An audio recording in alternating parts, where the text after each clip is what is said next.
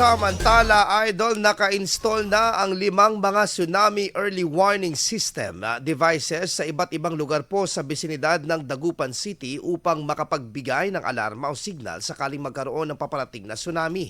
In-inspeksyon po ng lokal na pamahalaan kasama po ang PHIVOX sa CDR-RMO at PARMC, ang isang community tsunami alerting station na nakabase naman sa isang bahagi sa barangay Bunuan, Giseta.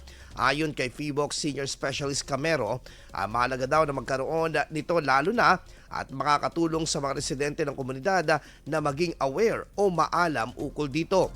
Samantala, pagtitiyak naman ng alkalde na nakatakdang dagdagan pa ang T-West or tsunami early warning system na ikakabit upang mas papalakas pa ang kahandaan ng syudad sa banta ng kalamidad. IFM News. IFM News. IFM News.